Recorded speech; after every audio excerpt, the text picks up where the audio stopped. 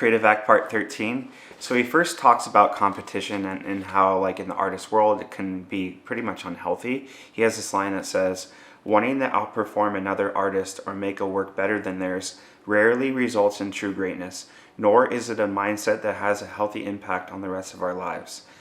Comparison is a thief of joy, and why would we want to create with the purpose of diminishing someone else's?" I love that last line because I feel like most artists or people that become artists are very vulnerable, they're sensitive, they get in their feelings, and they're expressing themselves through art. And so why would you want to diminish someone's piece of art in way of expressing themselves? That's just not like a cool and nice thing to do. And also, why would you want to put that in a competitive form? Because you're not trying to one up each other, you're trying to just express yourself, and that's what art is. It's not like sports where you're like competing against each other in an athletic ability, like how strong you are, how fast you can run and whatnot. So it's a whole different mindset. And I do think there's nothing wrong with inspiration. Like if you hear something, you watch something and you get inspired to make it because it's so good, there's nothing wrong with that. He does mention that self-competition is a good way to go. He has this line that says, "Think of self-competition as a quest for evolution. The object is not to beat our other work, it's to move things forward and create a sense of progression." I think when you're working on anything, it could be the piano, it could be dancing, it could be MMA, jiu-jitsu, whatever it is, like you're always constantly trying to like get better at your craft. Like you're practicing every day to grow and evolve. And so I think it's like a good, healthy mindset to say, by this week I want to learn this song on the piano, or by the end of the month I want to fight this person, or whatever it is. It is healthy and like good to compete with yourself and hold yourself accountable. It's also not really healthy to look at work that you made 3, 4, 5 years ago and bash yourself, because everything that you make is what the best possible piece that you can make in that moment, and that's who you were in that moment. So with that being said, he says, "Our ability and taste may evolve, yielding different works over time, but none can be evaluated as more or less than the other.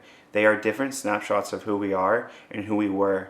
They are all our best work in the moment that they were created." They are all our best work in the moment they were created.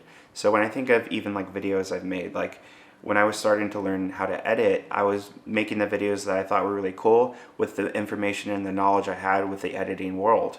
But as I got better at editing and I just kind of practiced, I ended up making different pieces of work because I was just naturally evolving and growing.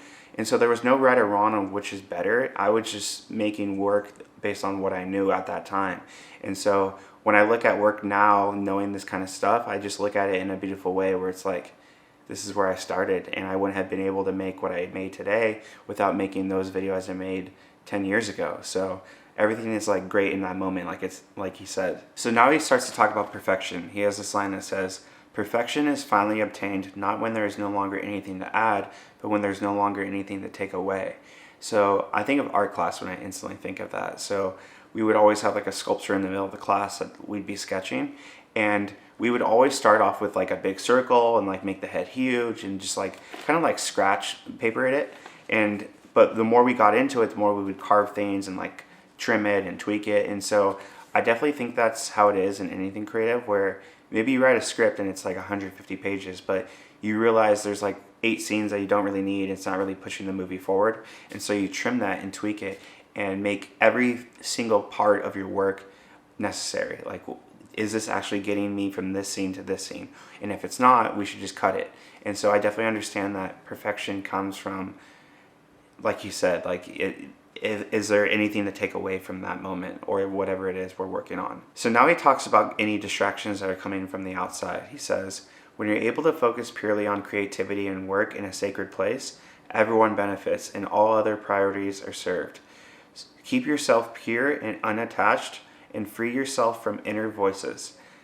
So basically what he's saying is, if you get some form of success, let's just say like you're a rapper and your first and second album like popped off, but you want to try something new, and you think in the back of your mind, like, are they going to like it? Should I stick to my original ideas?